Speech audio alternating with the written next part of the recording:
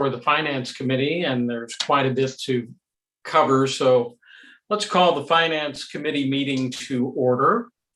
And the first order of business is to review the monthly report. This one is for the month of March, which is the 11th month of the current fiscal year.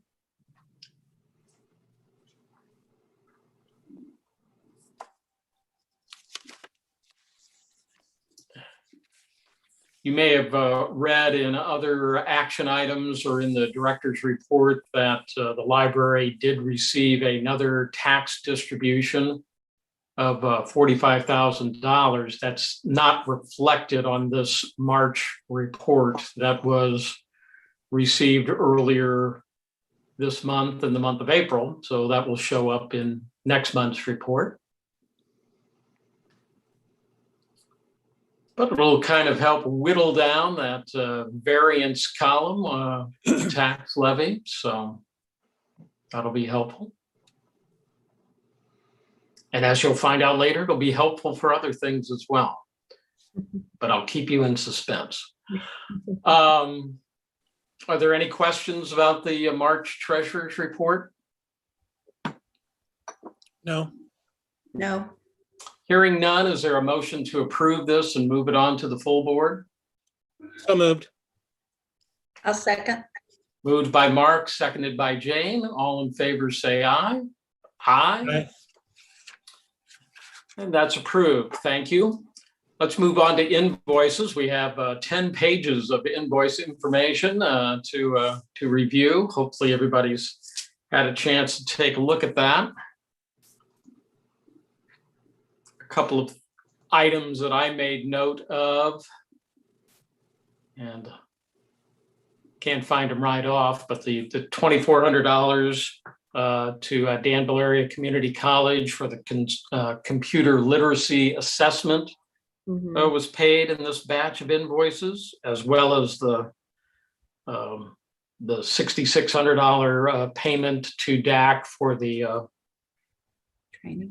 Workplace culture reset programming that they did for the staff. Another item of note towards the end in the invoices, you'll see that we made a payment to Dallas Midwest for a little over $7,500. That was for the new reference desk in the reference department. Yes. And of course, that money is coming out of Library Foundation grants. One item, and Jessica, I might call on you real quickly to chime in on this one, because I noticed you mentioned it in the director's report. Very last page, the EBSCO information services, about $4,600. A payment for a couple of new systems, Novel List and Library Aware. Jessica, can you give us a quick nickel tour of those two items?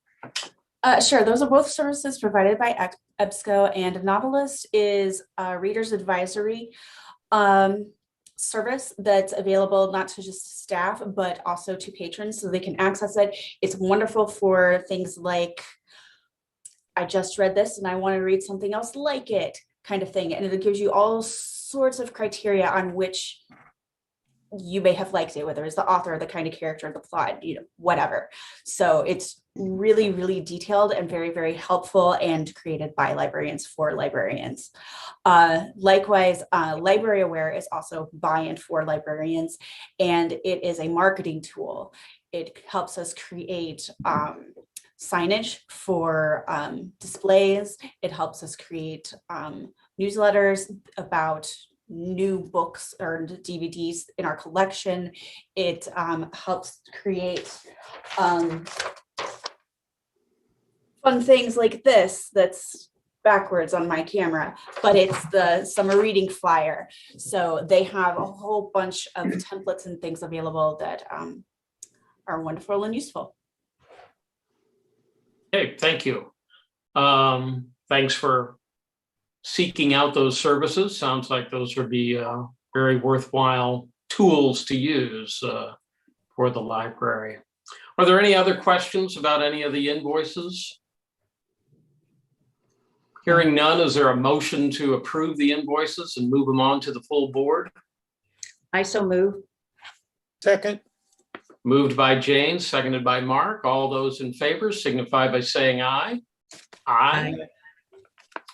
Okay, that passes. We have 3 action items to consider. The first one is an action item revising classification and pay scale. Basically, the pay scale of Clerk 1 needs to be raised to $12 an hour in accordance with the gradual raise to $15 an hour minimum wage. So that's the action item. Jennifer, I don't know if you want to provide us with any additional information on this. The only other thing I'll say is that I conducted a salary survey with the same library systems Teresa did in 2016. I have those numbers. We will meet at another time to discuss how those numbers compare to these numbers and what we're looking at over the next couple of years as we inch towards $15 an hour. And that is it. But for right now, this is all we need to do. All right. Any other questions on this action item? All right, do we have a motion to approve this and move it on to the board? So moved. I'll second. Moved by Mark, seconded by Jane. All those in favor signify by saying aye. Aye. Motion carries. The next action item involves salaries for the upcoming fiscal year. Basically, we're doing what the library board has done over the last several years. We are consistent with the percentage increase that's being given to non-union city employees. It's 2% increase. That money has already been reflected in our budget for the coming fiscal year. This is, I guess, an action item just spelling out what we're doing. So, Jennifer, unless there's anything else you need to add to this? No. Any questions from the board about this? Hearing none, is there a motion to approve the salary increase for the coming fiscal year? I'll make that motion. I'll second. Thank you, Jane. Thank you, Mark. All those in favor signify by saying aye. Aye. All right. You guys are doing a splendid job. Let's move on to action item number 3, which might be just a little more involved. It kind of speaks to this $45,000 that was alluded to earlier. The library did receive a final tax distribution of $45,380.71. Given that, though we budgeted for this money, we weren't maybe necessarily anticipating getting this money, but suddenly here it is. So huzzah to that. We had a list of capital improvements that we wanted to pursue, and this $45,000 will help us immediately pursue some of those items. So there's a list of 8 items included on this action item, which kind of gives you the background. And I believe if you quickly add up all of those numbers, it comes to $45,390, I believe. So we'll find $10 from somewhere to cover the extra dollars. But are there any questions about this particular action item? I have a question on number 6. just simply down at the last item under number 6 Book says drop. book drop equal. Yeah. Is that to be ignored or? No, so we didn't get a response back from the flooring warehouse in time for the meeting today. And if I can just say in general, some of these numbers are going to be a little bit different at the end result. As for the book drop, when we received the quote from flooring warehouse, they lumped the book drop in with a couple other smaller areas. So I have a large number that covers 3 or 4 smaller areas. And I was asking specifically for that little book drop, how much that would be, and I don't have an answer yet. And I have no way of telling from the quote that I got how much that might be. A couple other things to note on here. The office space additions to the children's workroom. He gave us a quote based on what we talked about that day, but in further reflection on that area and crawling around with my measuring tape, I don't think what we talked about is necessarily going to work. Walls should be added, but maybe to a slightly smaller amount than what we are quoted. And same with the moving Guardians of Literacy donor wall. That includes moving special equipment to move it outside, which we'll talk about later, but we will not be moving it outside. So that number should be different as well. So all that to say, if the board is not comfortable passing on this action item because of there's just still some unknowns, I'm okay with that. I am going on vacation starting tomorrow, so I'm not going to have an update on this for a couple of weeks. But I also know that we would plan. There's wiggle room in this with that interior painting. Painting the entire building is a lot more than $5,000. It was basically taking all the other amounts. What do we have left over? Let's apply that to the interior painting. So that number could be higher or lower, but we would not spend more than $45,380.71, and I can adjust that interior painting number so we don't have to find $10 somewhere. So if the board wants to approve this, here's how much we have. This is roughly what we're spending it on. We will not go over that amount on these projects. That would be cool. If not, and you want to wait, I understand. I had a question. Sure. I understand on some little items, I only see like one firm for each one, like the painting's just for $5,000, but the quote was for $131,000. Do we have multiple quotes from different? No, firms? so the painting that he gave us, that was for the entire building, but we're kind of painting rooms as we go along. So we can I tell understand that, that, but have we talked to any other painters to see if they'd have a better price than that? I An entity? have not, but I have also just been working Blocking the in pictures. other areas in the building. At the end of the day, if we were to hire in someone to paint the entire building at once, we would have to get bids because of that number from Dave. The quote from Dave was mostly for the capital improvement that Mayor Williams asked for. But we have used Dave for several other smaller projects.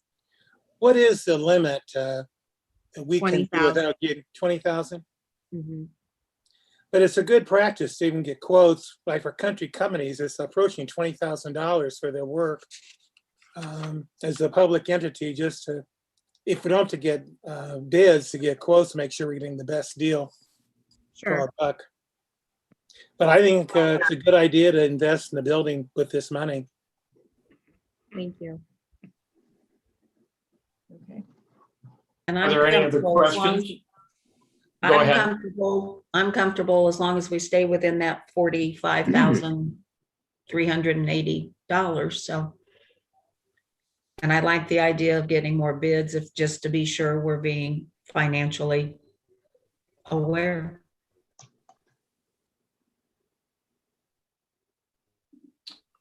Do we have a motion to approve the action item with that stipulation that we move forward with this, or do we want to wait? I'll make a motion, we move forward and giving some leeway on minor changes in the amounts as long as the total doesn't exceed the $45,380.71. I second that. All right. If there's no other discussion, all those in favor of moving ahead with this action item based on the comments that we've shared here, signify by saying aye. Aye. Aye. All right. That passes. And those are the three action items the Finance Committee had to consider. Is there any other business from the committee? Hearing none, we will consider the Finance Committee meeting adjourned.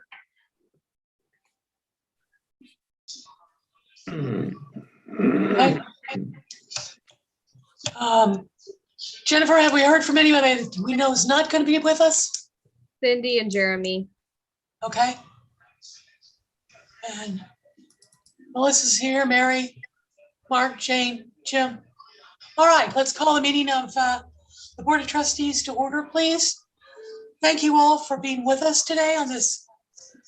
This is one of those days you're thankful you have a Zoom meeting and you don't have to go out there and that stuff that's coming down.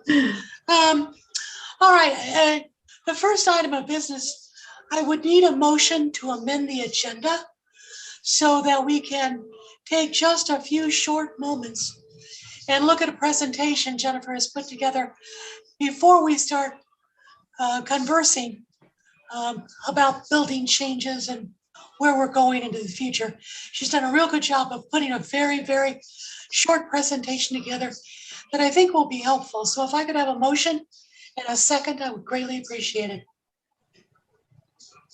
Make a motion, it's Melissa. Thanks. I'll second. Thanks. Any questions? If not, all in favor say aye. Aye. Aye. And Director Hess, I will turn it over to you. Thank you. Just give me a moment here to share my screen.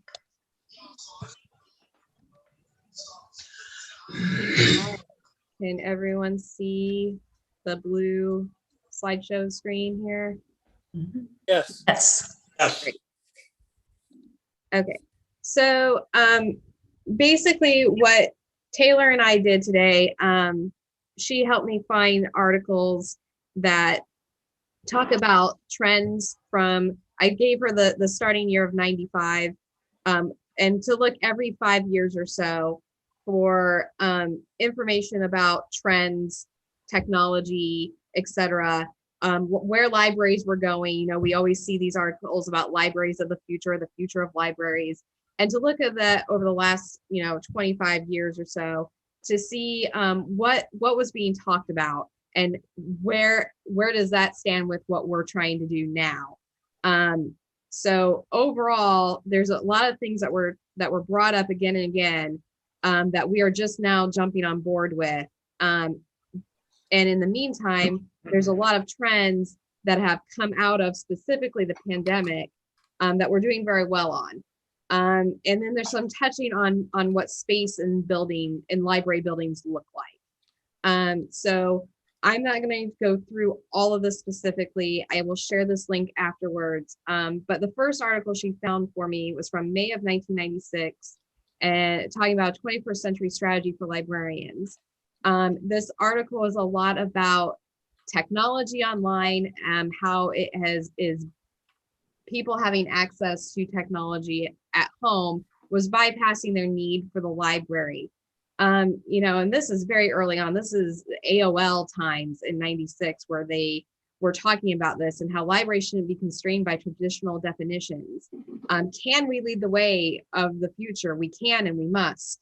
And so what they said, the best way for libraries to help is to teach all Americans immediacy skills, which is not a buzzword I have heard before, but also to put the library in every household, just as every household had a television, a personal computer, etc., and to help build new communities of the 21st century. So going forward, these are just a handful of articles of some of these technologies that libraries have been adopting to show how they trended. Self-service machines, Taylor found an article back from 2000 stating that self-service book checkout was happening at MIT libraries. We have an article from 04, from 2013, from 2017. So that's something that came out, never went away. We finally have one this year, 21 years after the libraries first were talking about this technology. RFID tags, we have articles from 03 and 04, and we're finally doing this year and into next year, over 18 years. Digitization, shockingly, from 97 and 98, talking about digital services and remote reference services. Hopefully we can start working on that with the digitization of the microfilm, but that's a time lapse of 24 years. Computer-based instruction from 01, 2005. That computer-based instruction in libraries, we did have computer classes here. We're not sure when Mike started them, maybe 09, 10. They were poorly attended when I taught them a couple of years ago, but we've updated them. So that's a time lapse of 10 to 20 years. We finally last year introduced the Ask a Librarian chat service, 15 years after it was introduced in Florida. So, and this is another trend looking at the ALA condition of US libraries from 99 to 2000.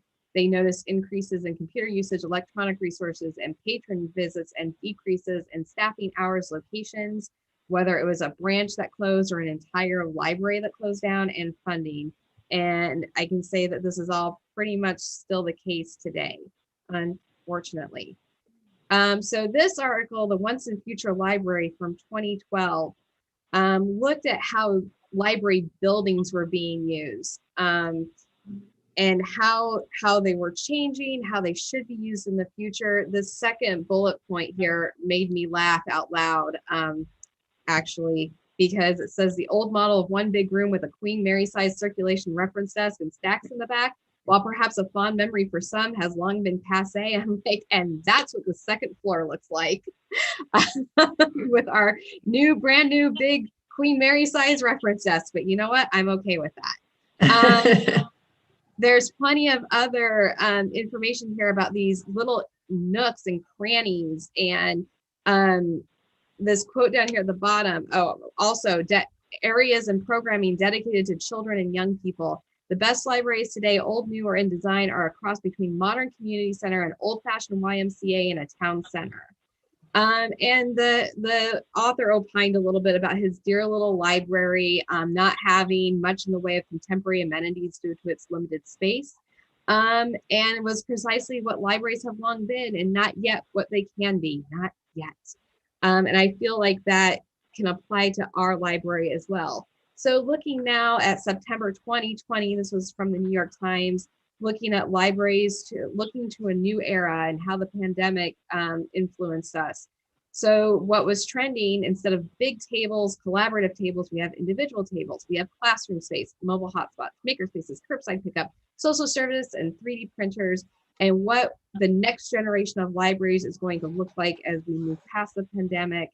Community and social services, decentralized library space, pop-ups and bookmobiles, low-touch kiosks, drive-up pickup, webinar-based story times and programs, technology-integrated conference spaces available to the community, and remote reference and information search services. So what I'm showing you now is in pink, everything that we have been doing and going to do very soon, we hope. We've had pop-ups in the past. We're hoping to get the bookmobile. Now we have our kiosk with that self-service. We're doing curbside. We had our makerspace, and we'll have a bigger one pretty soon. That technology integrated conference spaces, our Zoom room in the community, the second floor conference room, we hope. And then here in yellow is what we have just started talking about in the midst of everything else. Just last week, I sent some information about mobile hotspots to Jessica. She and I talked briefly about social services today, and we we have a former social service worker on staff now with Johnson. Linda and I have been talking about the branch, so we have that decentralized library space. So there's a lot of possibilities here. So I just thought it was important to show that there's a lot of technology that has been part of libraries' evolutions over the past 20 years that we have not kept up on, but there's a lot more happening now that we are on, and I'm very excited about that. I was thrilled to be able to mark off so much in pink and yellow on this list to say, yes, we are addressing what should have been incorporated a long time ago, and we are at the forefront of all this emerging technology, and that's awesome, and we're excited about it. So wanted to keep that in mind as we talk about everything else today. So thank you for adding this to the agenda. Do you have any questions that can't wait? We're going to have discussion coming up on kind of circling back on this. So if you can hold those questions till then, that would be great. But if you got anything pressing, go ahead and ask now. If not, we'll move on to the secretary's report. Mrs. Andrews. Okay, thank you. Everyone should have received the copy of the minutes as an attachment. Are there any questions concerning those minutes from the last meeting? Hearing none, do I have a motion to approve these minutes as distributed? So moved. This is Jim. Thank you, Jim. How about a second? I'll Second. second. It's Melissa. Melissa, thank you. And Reno, I think we need a roll call. Is that correct? Okay. Jane, Yes? Yes, Whichever. Jim or Jane? Jane, Yes. Sorry. Mark, Yes. Mary, Yes. and Melissa. Yes. Thank you. May I ask who has called in? Yeah, Martha, I think. Martha. Called Is in. that Martha? Yes. Thanks for catching Martha? that, Jane. She's muted, I think. You're muted, Martha. Let me see if I can read her. Nope. There she is. Martha? me now? Yes. Yes. Okay. Thank you. Thank you, Martha. Thank you. The motion carried. The minutes are approved. Thank you. Thank you. Mr. Knobloch, treasurer's report. The first item is approval of the March 2021 report. This represents the 11th month of the current fiscal year. One more month to go. As I mentioned in the Finance Committee meeting, you've probably seen information items or other information about a final tax distribution of $45,000. That is not reflected on this March report. That will show up in the April report. So, but it is there. Are there any other questions? One thing I noted, I didn't bring it up in the Finance Committee meeting, but I noticed that we actually had some miscellaneous income in the month of March of over $1,000. Somebody must have sat on the copy machine all day or something. It's good to finally have patrons back in the building to use some of these services. Yep. And our general fund balance stands at $1,570,000. Any other questions about the March report? Hearing none, is there a motion to approve? I'll move to approve. Motion I made by second. Mary, seconded by Martha. Thank you. Reno, any other questions? Hearing none, Reno, please call the roll. Jane, Yes. Jim, Yes. Mark, Yes. Mary, Yes. Melissa, Yes. and Martha. Yes. Thank you. Okay, thank you, everybody. The second business that the treasurer has is the approval of invoices. There's about 10 pages of invoice information that's been shared with you. Are there, I'll give everybody a chance to quickly look over that. Are there any questions about any of the invoices?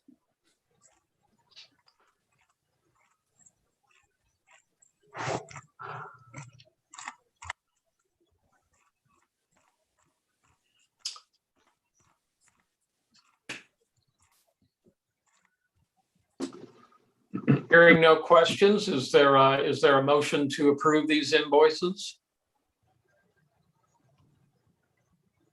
I'll make that motion. This is Jane.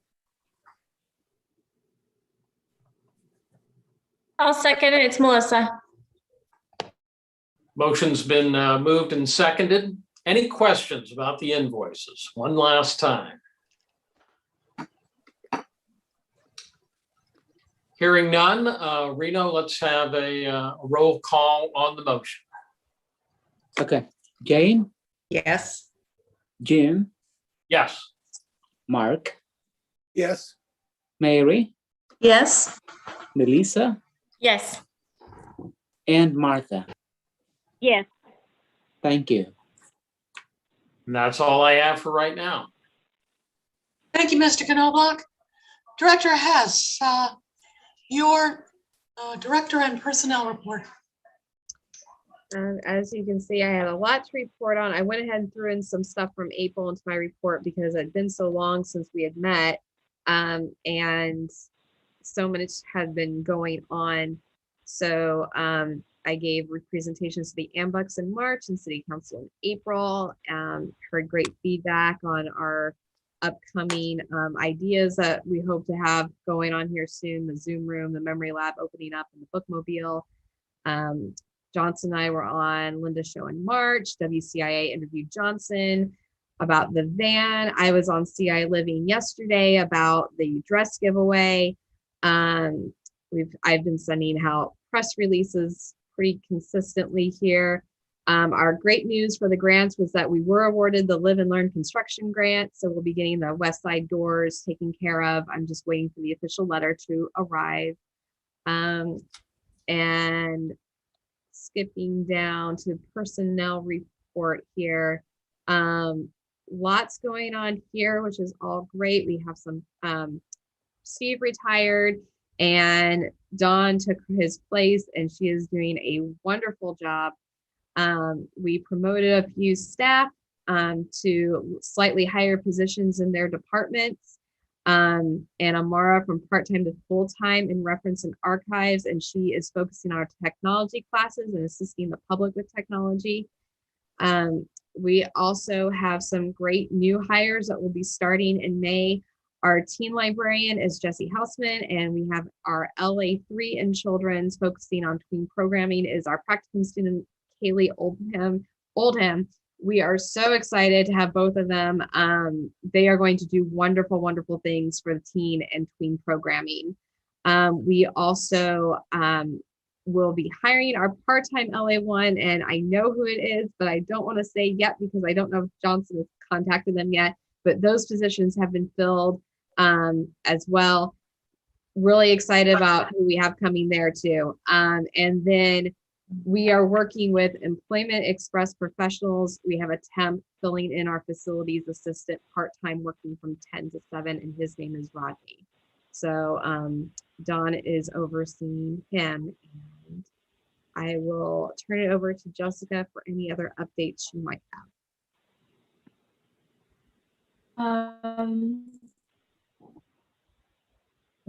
The biggest update I kind of talked about in the finance committee meeting is libraryware from EBSCO.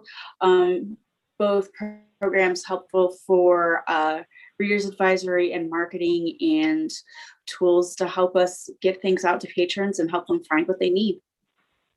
Okay. And we're planning up for summer reading too. So that's exciting.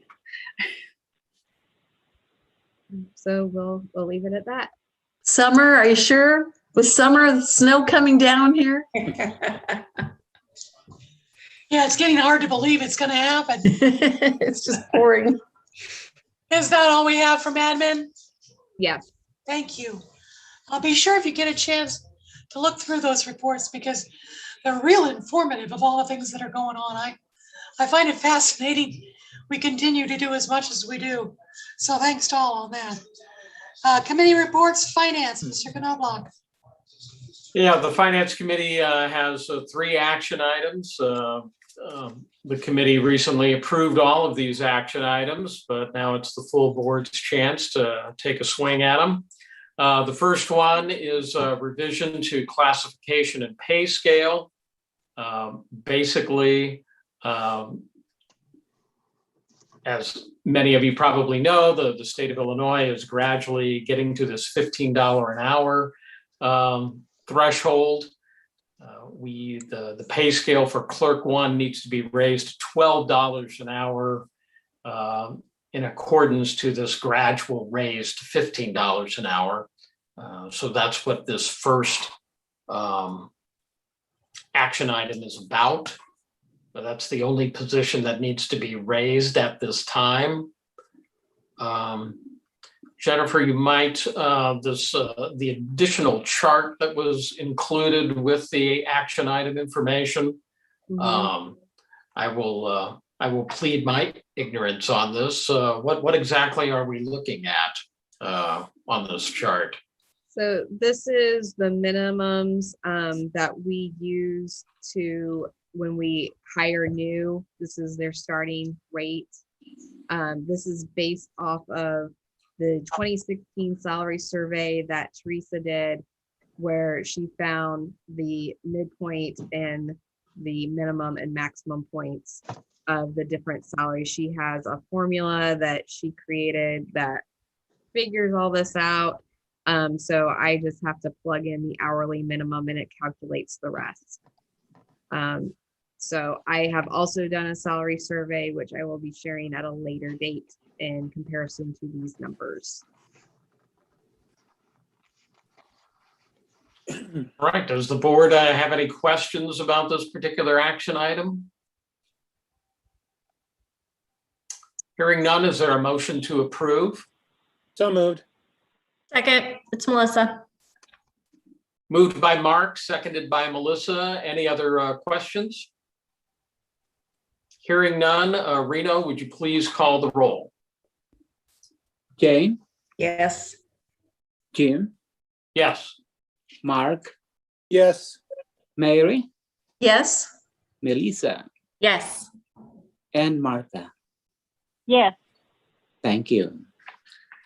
All right, thank you. The second action item involves salaries for fiscal year 2021, 2022. Basically, this is something that the board has done on an annual basis. We kind of follow the lead of what the city does with their non-union employees. There's a 2% pay increase for employees who have put in at least 6 months of satisfactory employment.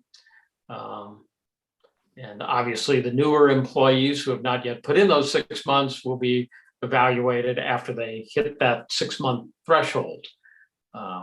Again, this is something that we kind of follow every year.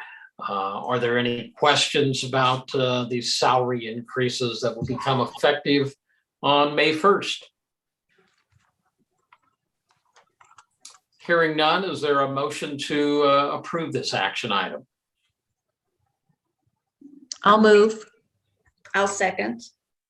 Moved by Mary, seconded by Jane. Any other questions? Hearing none, Reno, please call the roll. Jane, Yes. Jim, Yes. Mark, Yes. Mary, Yes. Melissa, Yes. and Martha. Yes. Thank you. Thank you, everybody. The third action item that the Finance Committee has involves this final tax distribution that we're receiving of a little over $45,000. Because we're receiving that, we would like to earmark those funds for a list of various capital improvement projects. The items are listed there on the action item document. The Finance Committee discussed this a few minutes ago, and it was suggested that when the Finance Committee approved this action item, it was suggested that we not exceed that final tax distribution total of $45,380. We also suggested that the directors seek additional bids to assure that the work that's being done is done at a reasonable and efficient cost. Jennifer gave us those assurances during the Finance Committee meeting. So basically, we're approving this list of work, and we'll start in on the list, and we will not exceed $45,380. So that's the game plan for this action item. Do we have any questions? I got a quick question on number 7. Yes. The exterior signs. When I first read that, I had the feeling you were replacing the watchfire sign, but I don't understand all the electronic stuff. Was Right. that the stuff inside of the sign? And The quote, it's the quote for the larger amount that was part of that capital improvements plan. That's for software upgrades mostly. It's not replacing the physical sign. What we're wanting to do here with the top ID sign is replace the topper. It currently has the old logo on it, so we want to replace that to reflect the new logo. well, I understand that, but what about the watchfire sign itself? No, that's not being changed. You're replacing the electronic stuff, how the sign works, or I guess I don't understand all of that. No, there is a software upgrade that will add, and Jessica, correct me if I'm wrong, but I believe more images and remote access to it. Right now, the only computer that has access to update the sign is in Jessica's office. Mhm. So if there's a situation where we need to put that we're closed on that sign, someone needs to come up here. So eventually we would like to update that software, but as for the physical sign itself, that is not changing. Yeah, okay. St. James went through that, Bill. Where And this- they only had one computer that could access it. They Yeah, did we're not some replacing things on it. any electronics in the happens. physical. I understand that, and that's a problem, but did you talk to Watchfire about what Of they can course. provide? Yeah, Yes, that's who gave us the quote. that's all who does it. So their quote was more than this United Sign and Awning? So the United Sign and Awning is who came out and then did the physical signs, but the interior, the hanging signs that hang over the departments and the little placards outside our doors. We're not addressing any of that right now. Yeah. We're just addressing the physical piece that sits on top of the Watchfire sign that says Danville Public Library. Right. Yeah, my concern was the Watchfire sign was donated. And it's possible I could arrange for Watchfire to donate upgrades, but if there's something that was needed for that, that's a lot of money, $24,000. Yes, it is. Anyway, okay, that answers my question. Okay. Are there any other questions? Hearing none, is there a motion to approve this action item? I'll make a I motion. make a motion. Melissa. Oh, I'll second. Martha can have the motion. Like a pregnant pause, and then everybody jumps in. We're going to say Martha made a motion. Melissa seconded it. Any questions? Hearing none. Reno, would you please call the roll? Yes, Jane? Oh, Jane is muted. You're muted, Jane. You're muted, Jane. I'm sorry. Yes. Okay, Jane. Okay, yes. Jim, Yes. Mark, Yes. Mary, Yes. Melissa, Yes. and Martha. Yes. Thank you. Thank you, everybody. That's all the Finance Committee has for this time around. We will meet again on Tuesday, May the 19th. Thank you, Mr. Knobloch. Cindy's not with us tonight. The policy committee did not meet, but they will meet May 11th. Building committee, Mr. Knobloch, don't get too comfortable. You're up again. I want to backtrack an earlier statement. It's actually May 18th that we Oh, meet. That's okay. Tuesday, the 18th. Yeah, you're right. It is the 18th. Thanks for the catch. All right. That Now, date building sounded committee. familiar. Building Building committee. committee. Okay. The building committee has both items of information and action items. Let's take a look at the items of information first. And once again, we're looking at a list of capital improvements. Last month, both Linda and Jennifer were alerted that the library may be the recipient of some government funding that we would like to steer towards some capital improvements. So a list was put together of various items, and that's the list that you see on this item of information.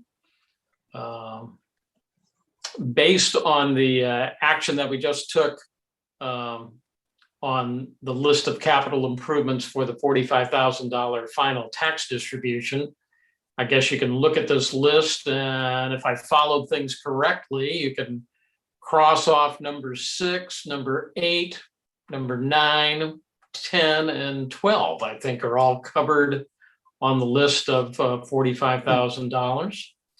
And as Jennifer mentioned earlier, the library has been notified about receiving the $23,000 grant from the state. So item number 15 is possibly not on this list until we get the official notification. So basically, we're kind of waiting on this would be federal government money, or I guess the Fed is going to give money to the state, and then the state is going to distribute money to various entities throughout the state. I think this might be coming out of the infrastructure, Jim. So we're a long way from knowing anything.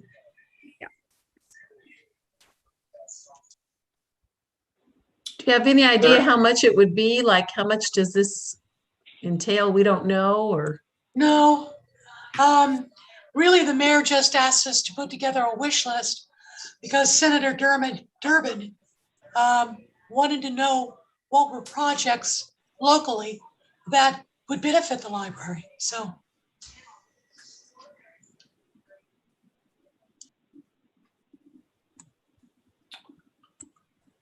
So there you have it. There's a list of capital improvements, and keep an eye on the news when the government passes that big infrastructure bill. We can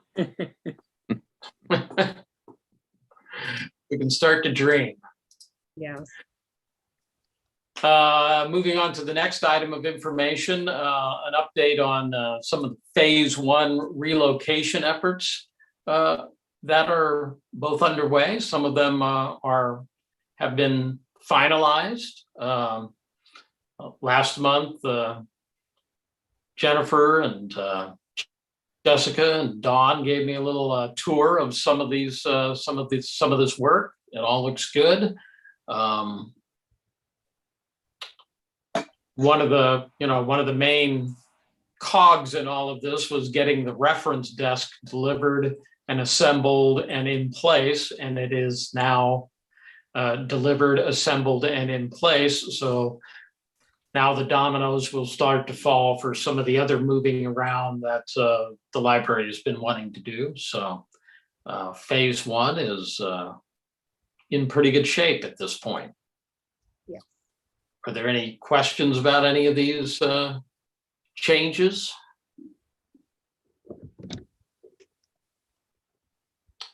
The flooring in the second floor conference room looks really nice. I saw that, and one day we might see it, all of us may see it in person. Yes, and it was painted and it looks great. Really happy with it. Any questions about the phase one updates? Hearing none, the next item of information involves the old Turk Furniture Building. The building committee discussed this a couple of weeks ago. Jennifer and Linda met with the Library Foundation Executive Committee, and do either of you ladies want to report on that conversation? As I told the building committee,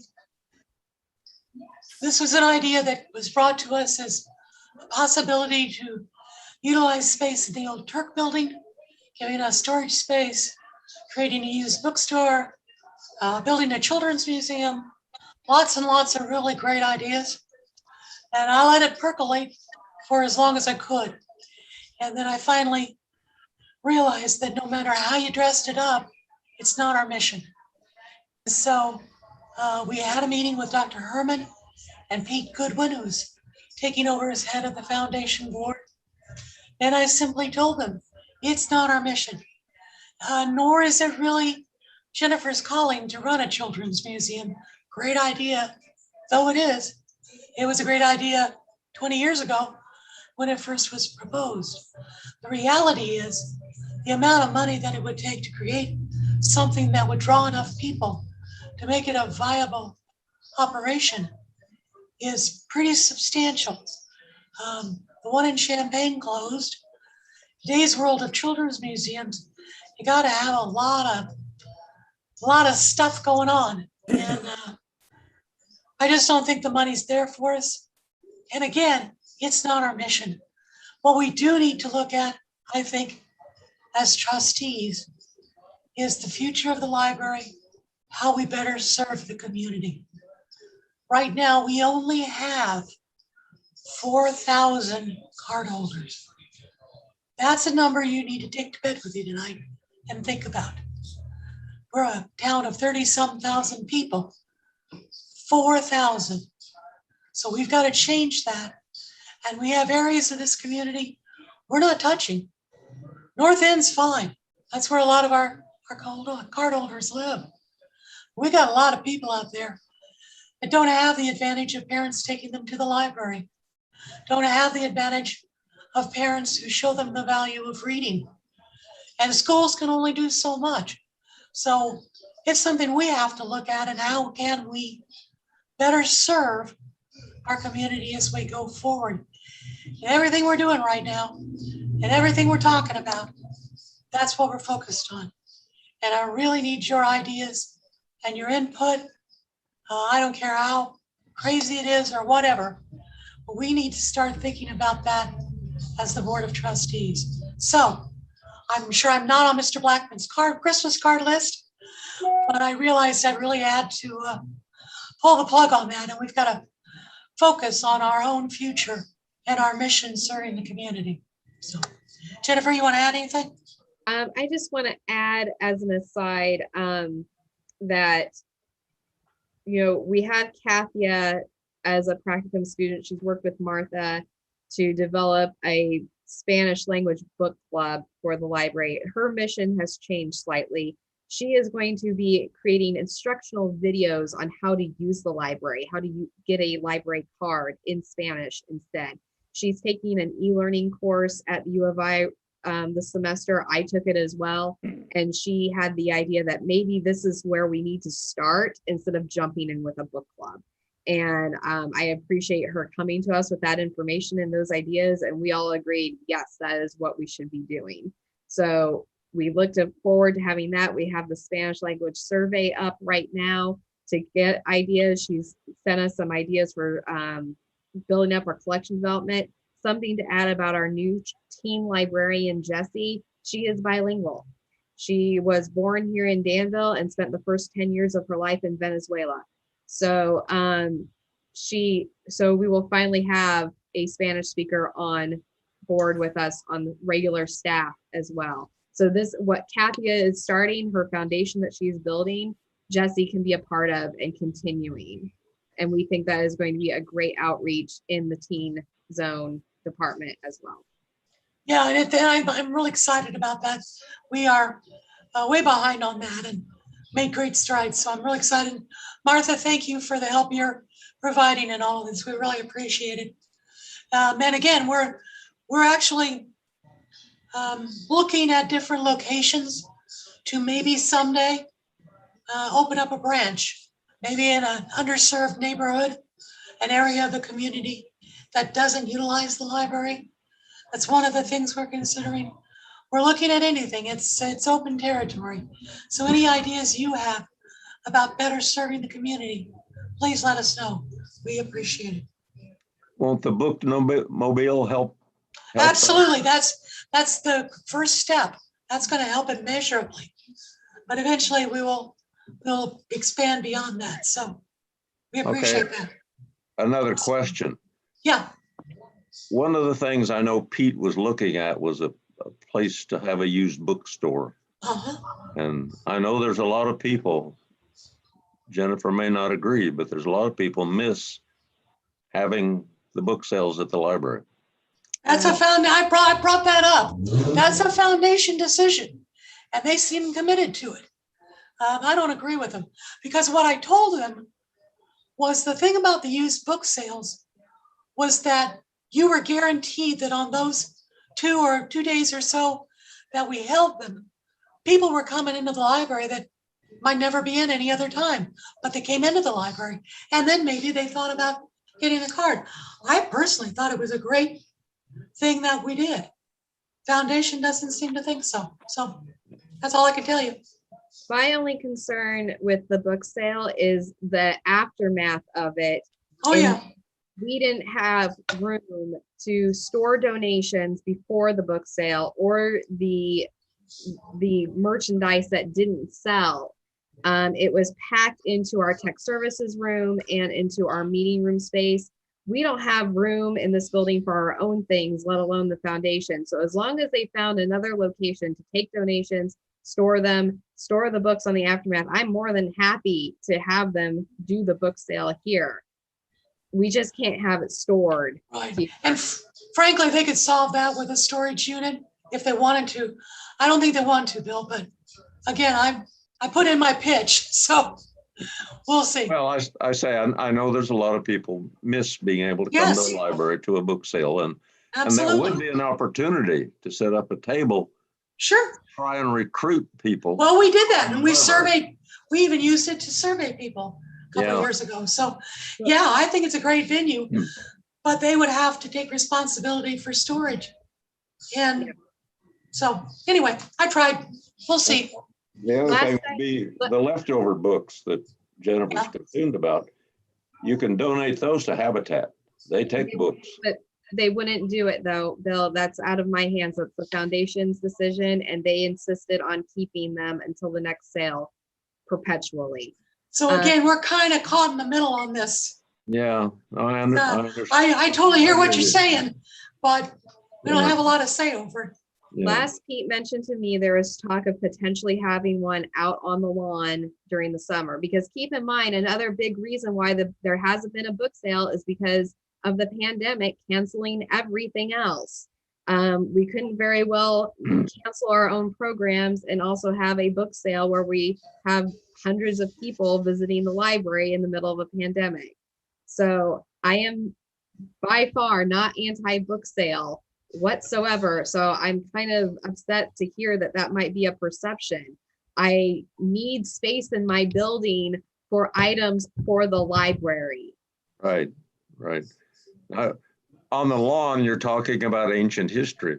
When the library was in the old building, they had book sales out on the lawn next to Vermilion Street every year. To me to do it outside during the summer. That was 30 years ago. That's all That unless there's, go ahead. will be a foundation decision. Yep. We're right here waiting, but it's not our call. Okay.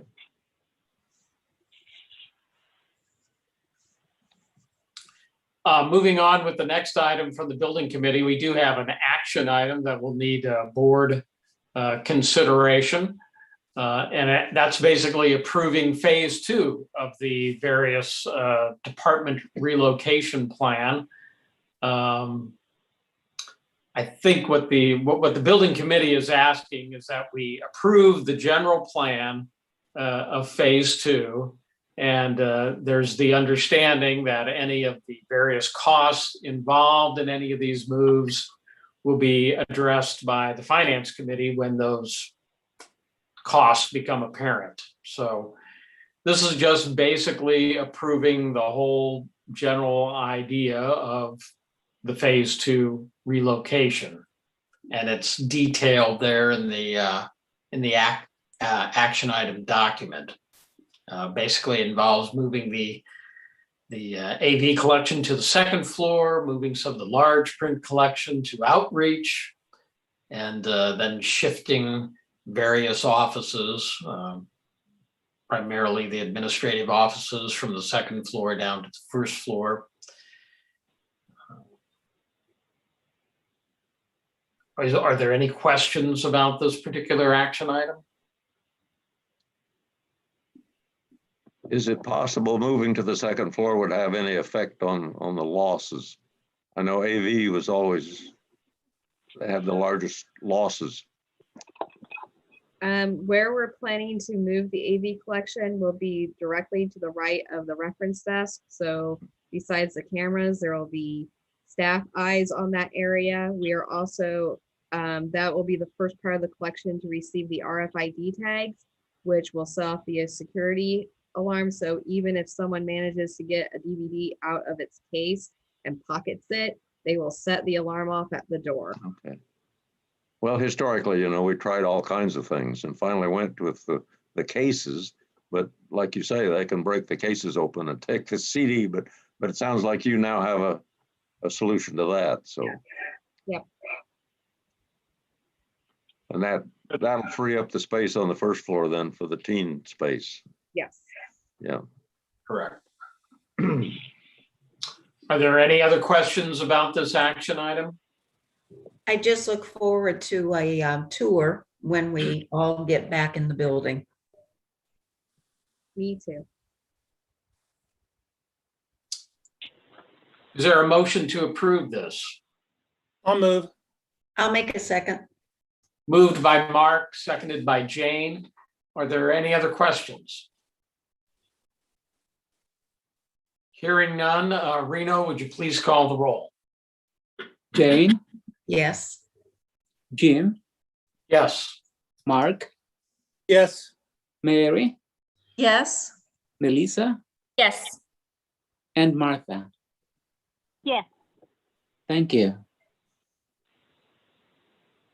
And the last bit of business that the building committee has, we have an action item approving the donation of the plaster cast of Michelangelo's David to Habitat for Humanity. Got the job.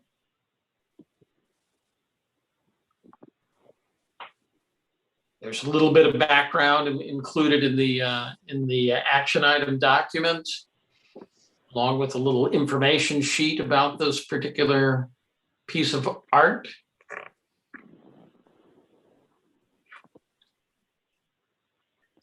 The libraries, go ahead. The only thing I question or just, you don't ever want to upset someone who's donated something. I totally understand need for space and so on. So I assume the Dr. Veronica and Robert Stephen have passed away and their relatives are no longer around or something. That I couldn't answer honestly. I'm not sure. Okay. I sort of hate to see that go. I know it's not really a book or a resource, but it's a piece of art and it was donated. I really don't think 2 feet by 4 feet is that much of a space issue.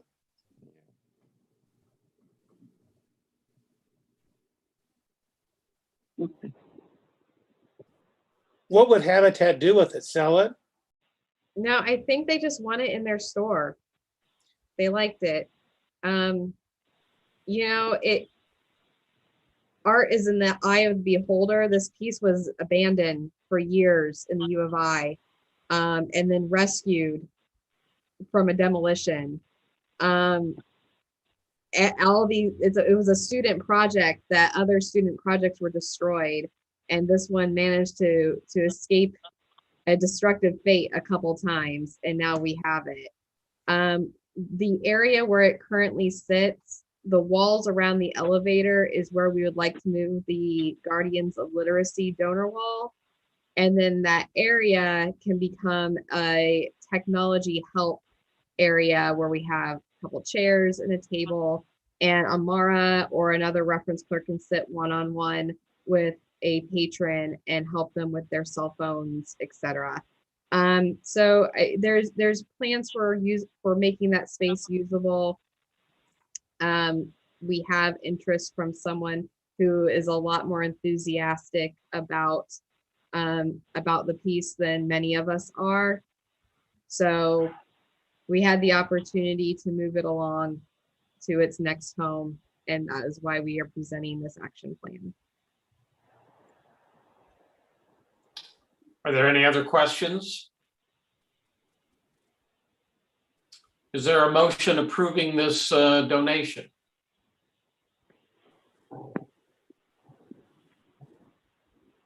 I make a motion. Is moved by Martha. Is there a second?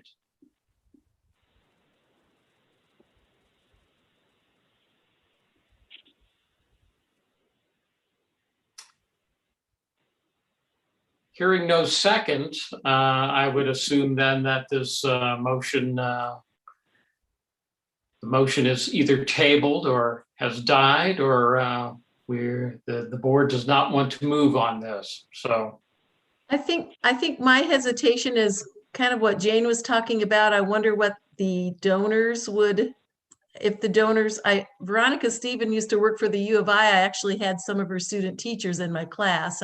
I don't know if she's still around. I think they lived in Georgetown, but I just wondered what She worked for Eastern too, didn't she? Pardon me? I think she worked for Eastern as well. Right. That I've could, not heard of maybe it it was for years. Eastern. Maybe it was Eastern. It was one or the other, I know. I wonder if we could just scoot it around so there's room to where you want to put this new stuff. So it's not in such a public area. I don't know. There's really not another, because of the size of the base that it's on, there really isn't another good place to put it where it would not then be in the way. Could Would we you like wait? me to take my camera out to show you the space that it consumes? Why not? I walk Sure. by it all the time. You know, oh yeah, that'd be fine. I did 18 months ago walk around all the time, but now I can't think of it. Could we table this and revisit it after a lot of these changes have been made?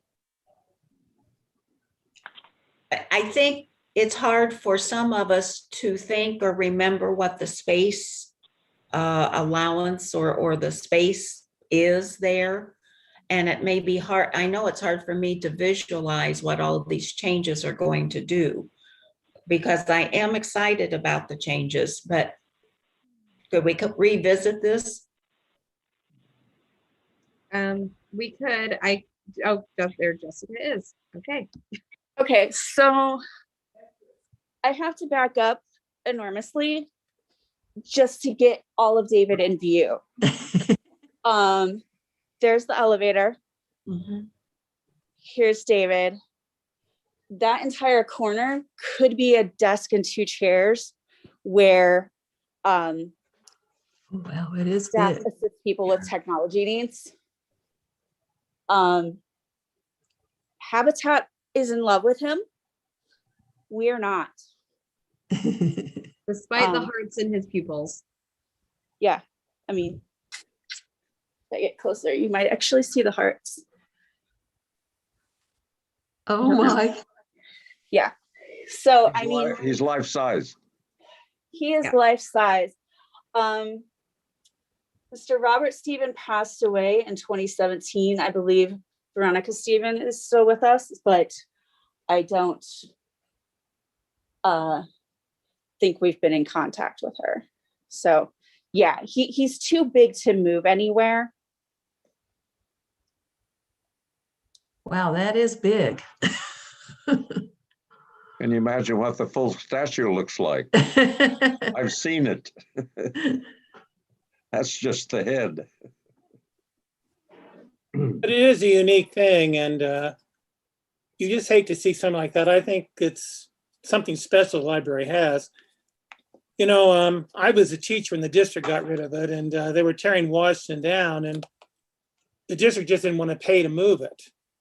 That's why, you know, because a lot of buildings wanted to have it, but they probably wouldn't want any more either. I just think things like that make the library interesting. And I could find a place for a table and 2 chairs up there.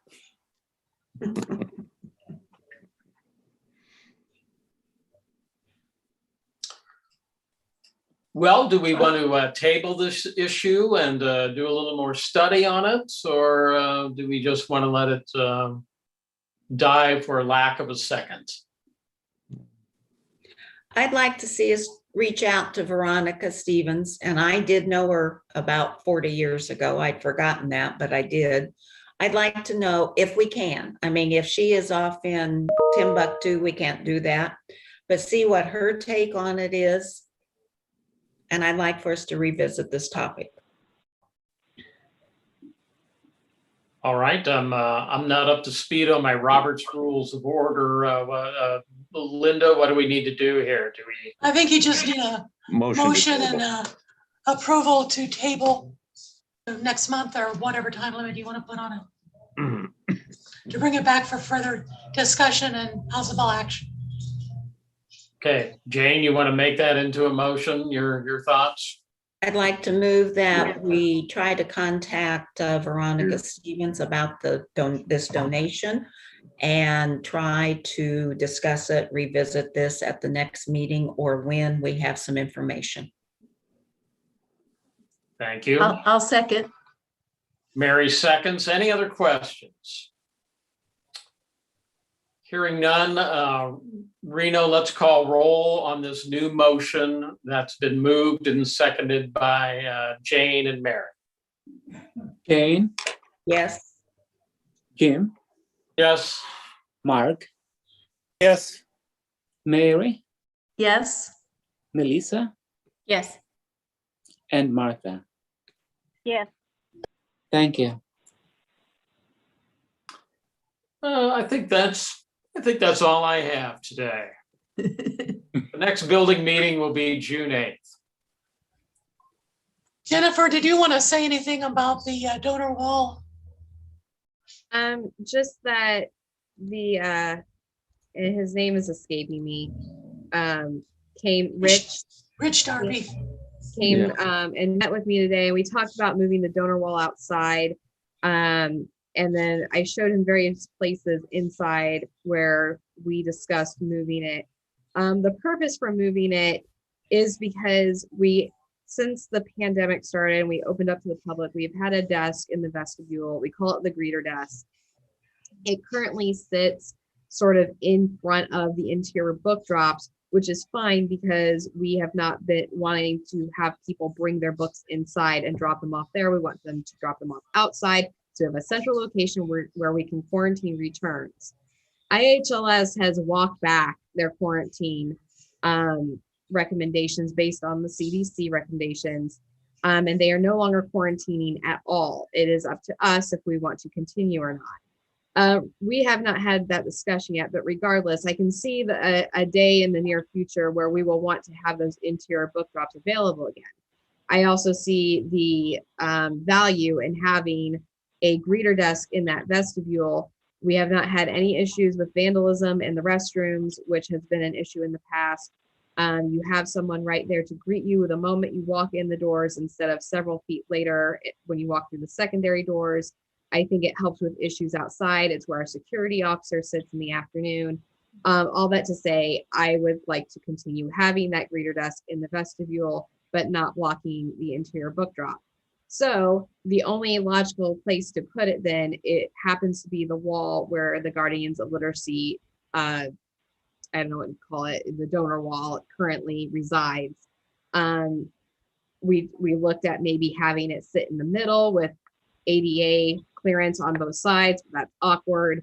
And otherwise along that wall where the book drops are the restrooms. Across from it are the windows and the meeting room door. So there truly isn't another place in the vestibule to put the greeter desk.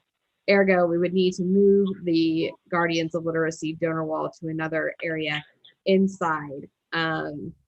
So when we discussed with him, the area that we like best is that area near where David is. The big portion of it between the two columns would be on the wall when you first step off the elevator. And then there's room on adjacent walls for the scroll and then the two stacks of books. So that is where we propose moving it after we paint the walls. And then the greeter desk can move and sit in front of the wall in the vestibule. The only thing I'll add is I think it really is important that we continue the greeter desk. As Jennifer said, we see, of course, again, we're open, we're closed, we're open, we're closed. But still, we haven't had any vandalism issues. And I think once we get back to being open regular hours, I think that will hold that down. Because when you walk into that massive vestibule, if you see somebody sitting there, it's going to help reduce some of the stuff that's happened in the restrooms. And that's really been a source of some concern. So I do think we need to keep the greeter desk if we can and we're able to. So something we're going to look at as we go forward and see if we can make it happen. But I do think it's a value.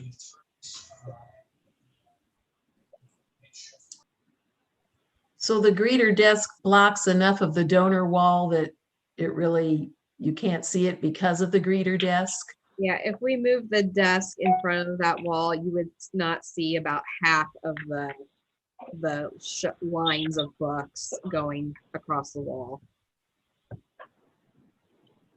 How big is the desk? It's high, isn't it? It's a high desk, yeah. Yeah. You can you can stand and lean on it. So, I mean, it's that kind of a desk. Yeah, What's wrong with a small desk just big enough for one person to sit in? Well, size wise, that it is only big enough for one person to sit on. It's just that it's higher up.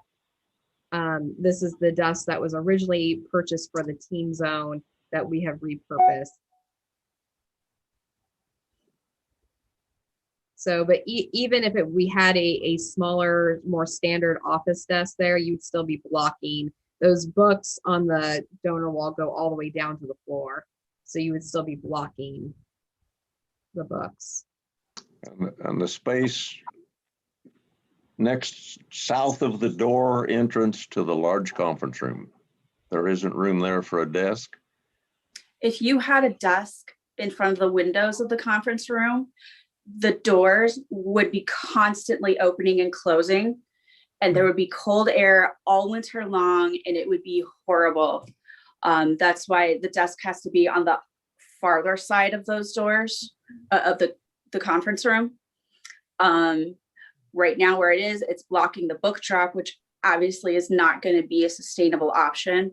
We move it to the opposite wall where the donor wall is. No matter what kind of desk, as Jennifer pointed out, you're going to be blocking the space, visibility at the bottom of the donor wall, but also you got a chair there against the wall, and chairs lean back and they bump and they scratch the wall behind them. And that's going to damage the donor wall, which is very not ideal. If we can move it to some place where it's not going to get bumped and scratched by a chair every day, then that would be beneficial. Well, it's been a year since I've been in the library, but how much space is there south of the book drops till you Not get enough. to the door Mm, to the women's restrooms? There isn't room there for a small desk? no. You wouldn't want it next to the restroom entrance anyway, I wouldn't think. No, you'd only have room for a desk that's like 2 feet wide, and that's And I think it's nice for hospitality to have a greeter there too. Besides the supervision, I think it's nice for people to see a friendly face when they come in the library. and all the time patrons are stopping to chat and ask them for information, which is exactly the purpose of having a person stationed there. So Yeah, I like, we're very happy with having kept that desk staffed over the past several months. So, okay. I am down here now, and there's Brian. That's our desk. So there is this wall here with the fire extinguisher, which would be right next to the restrooms. Here's the windows outside the meeting room, right next to the doors.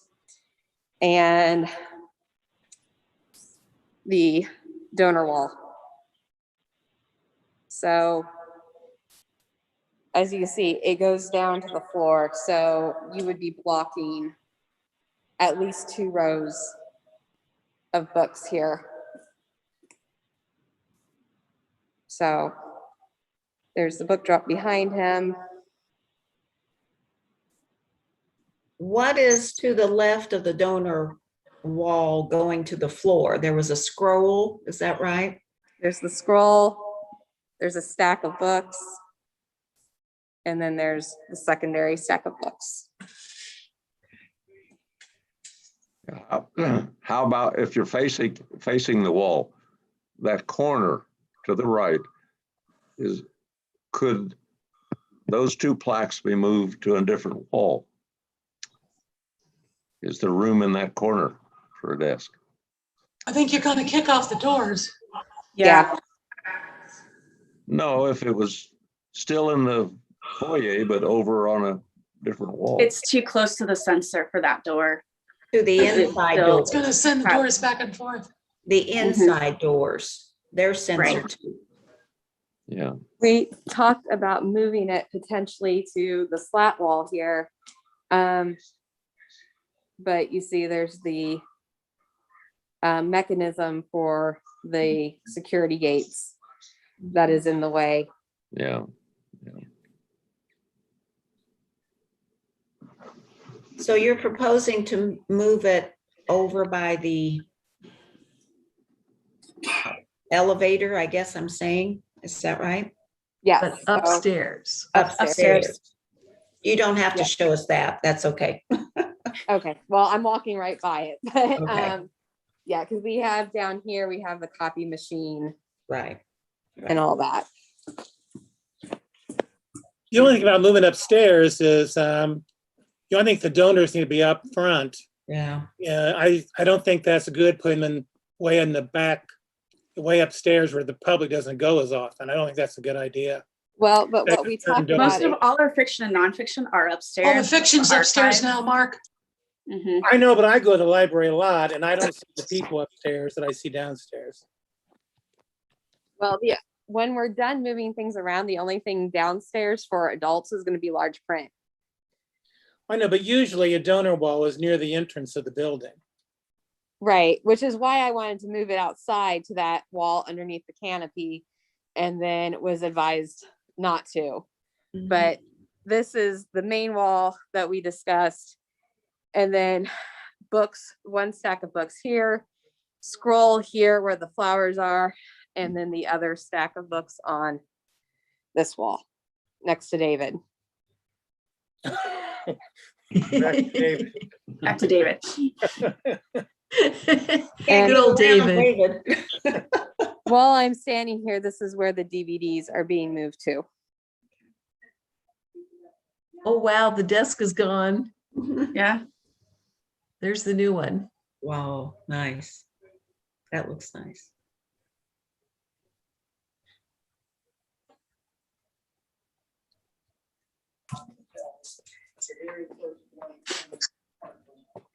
I went in the library last week. It was so great to go back in after such a long time.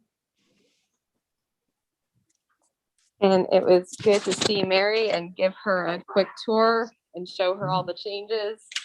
While I'm up and moving around, this is the second floor conference room. Well, that Looks looks good. beautiful. Yeah, that just looks so good. So it just, the video doesn't do it justice when you walk in. It's so bright and Mhm. clean and fresh looking in here. It's wonderful. So What an improvement. Mhm. Is that going to be the Zoom room, or the Zoom room is another room? no, this is the Zoom room. Oh, okay.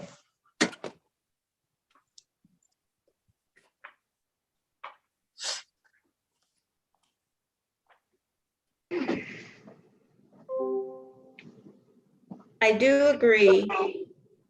I do agree with Mark about you want your donors to be out front. And so people can see them. It historically, I think that is always the way it's been. It's the way that you attract more donors. But it also sounds like you folks have thought about this as to where things should go. Well, we had a discussion today, and like I said, we can try out different locations of the desk downstairs, see what Brian, Kathy, and JC think about location. But I've stood and I've looked and I've pondered, and where the donor wall is makes the most sense for the greeter desk to be.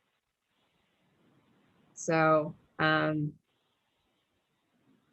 agree with that, but you know, that area you showed that had a mechanism on it for when you exit, when you come in, that may not be a bad area. And I would think more people would want to look at it in there, because sometimes it's a bit cold out in that vestibule. I mean, you know, when you come through the automated doors to your left. yeah, we call that the slat wall. It's not a very attractive wall. No, it's not. No, it's really not. I think that may be our optimum opportunity, if we can figure out how to make it fit on that wall, because everybody's coming in that way anyway. So except for those that will use the new west entrance. Right. And Yeah, if we could figure out how to move that box, the mechanical box, out of the way, Yeah, then it would be perfect. I think we need to check into that and see if it's possible. But I think that would satisfy the situation, maybe. Mhm. And it is possible that when we get new gates there that are RFID compatible, that maybe we wouldn't need such a large mechanism. That could be. If Josh, if you have any information on that you want to contribute, please share. But I do know that that is the purpose of the box. And when I asked about something else being put there, Steve told me no. So, Well, just because Steve said that doesn't mean that's the way it is. No offense, but let's get an electrician or somebody in there that knows about those sensors and see what we can find out. Yeah. sure. Because I think that that's a logical place for it too. Because That'd be nice. it'd solve a lot of the issues. Yes. And no more slats. Yeah. Yeah, and we can get rid of those slats. There's one thing you all just need to keep in mind. That wall built the building. It maintained the building, and it's providing the funds for the remodeling that was done and it's providing the funds that Jennifer is asking for from the foundation. It's the same wall, Bill. It's just actually in the library. You still have to Inside. come in those doors. No, but I mean, as So- far as moving it out of the foyer. But if you put it on the same wall, just inside the doors, I think it's the same thing. I think it's a more prominent place. I do too. I think people walk by that donor wall every day and don't pay any attention to it. Put a Quite dark- frankly, let's put it where, when you walk in the library, it's right there and you see it. Okay. I Josh think let me we're know doing we can a, talk tomorrow. It's too involved for chat. So thanks, Josh. We'll talk about we'll talk about it later. I think we're trying to find a place that will still be prominent, Bill. Absolutely. The problem is that almost every wall in this building has a window in it. Even the interior walls have windows. So finding a large wall for anything is difficult. It either has shelving on it or it has a window. So Or we can get rid of the slats, so at least have a possibility. All right, we will look more at this and appreciate all the input and all the ideas. That's how we get these things figured out. So appreciate all your input. Do we have any old business at all? Jennifer? nope. Okay. Under new business, we have the meeting schedule for 2021-22. Anything you want to say on that? Nope. Same schedule, same bat time, same bat channel. Do we need to vote on that? Or are we good to go? I don't think we need to vote. I don't on it. remember doing that, so, I wouldn't but I think- thought I'd ask. I'm old, you know, I kind of forget stuff. But let's not talk about that. What about operating hours? So the managers and I have discussed changing some of the operating hours to be open on Mondays and Tuesdays until 8, and then doing a half a day on Friday and a half day on Saturday. Historically, Fridays and Saturdays are our least populated days, but we do recognize being open on Saturday, at least partially, would be helpful. What that would probably look like then is that our full-time staff would work Monday through Friday and have hours that would be like work hours that are not service facing. And then Saturday would be part-time workers. And we're looking at hours of, we keep going back and forth, but we've said 10 to 2 or 11 to 3 or basically 4 hours one day, 4 hours the next. After about 3 o'clock on Fridays and Saturdays before the pandemic, it was pretty dead around here. So Champaign and I think Urbana have both gone back to their normal operating hours. Champaign for sure. So it's probably time to incorporate some evening hours back into what we're doing and some Saturday hours. So just wanting some feedback from you all and see what you thought on that plan. I like having some evening hours and being open on Saturday, but I sort of worry about going to halftime on Fridays. Do other libraries do that? I think so. It really it's more based on what our door counts look like and how best we're serving the public. I can tell you with moving to $15 an hour, other staff or other libraries have pet hours. And in a PowerPoint I will share with the exec committee soon, that was a recommendation as to how to help address any financial concerns that come about. You know, if you all feel like being open all day on Friday is better, we'd be here anyway. But I can tell you that the public just doesn't come in. Well, my thought is the public doesn't come in, then the librarians could use that time to do what they need to do anyway. Right. But at least we're open to the public. It looks like we're not restricting hours, even though we're trying to increase hours at the same time. But I like going in the evenings again and on Saturdays. And on Saturdays, I like the idea of 10 to 2 or 11 to 3 or whatever. So you have some morning and afternoon hours both. Yeah, we looked at the door counts from 2019 and when we had the most people in on Fridays and Saturdays, and it was around lunch hour, early afternoon, and then dropped off significantly after about 3 o'clock. So.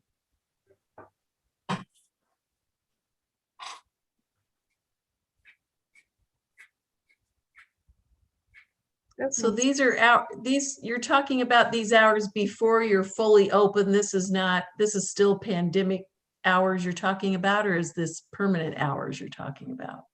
This is easing back into normalcy. So, and again, Wednesday and Thursday evenings, we're always really very quiet as well in terms of foot traffic. Of course, we start seeing better numbers of people coming in. You know, we can extend back out. But we'd at least like to get 2 more evenings going and some Saturday hours. I think you've got to follow the data that as you look at your numbers. We need to be open, thinking of our mission, but you've got to follow the data. And I can well believe 3 to 5 on a Friday afternoon is not a big time. I agree. We want to be open as much as we can, but we've got to be realistic. Because you're wanting to recruit new patrons. Right. But the statistics, tell you what's going on. So. And the higher minimum wage is going to enter in. So. Yes. And that's going to get higher and higher. Yeah. I think it's a pretty good plan to start with, Jennifer. We can at least try it and see what happens. Right. Agreed. Okay. All right. Thank you. Okay. Do we need a closed session? Nope. Okay. Anything else for the good of the cause? Jennifer, have a good vacation. Thank you. Is this kitchen remodeling time? Yes. Oh. Good luck on that. Don't forget to cover your plants tonight. Yeah, mine are covered. Mine are covered. I know better than to plan any of this early. Yeah, I some of my stuff blossomed early, and I gotta cover. That's what I'm gonna go do right after this. Exactly. Well, put your parka on, honey, because it's snowing. Yeah. Hey, thank you all for everything you do for the library. And again, any ideas, I don't care how wacko it is or whatever, let us know. This is all of us in this together. And we've got to brainstorm how we're going to do what we're going to do to best serve the community. So I need all of you for that. So thank you for everything you do. I would accept a motion to adjourn. So moved. Thank you. I'll second. Thank you. All in favor, say aye. Aye. Aye. Thank you all. Good night. Bye-bye. Good night. Bye. Good night. Bye.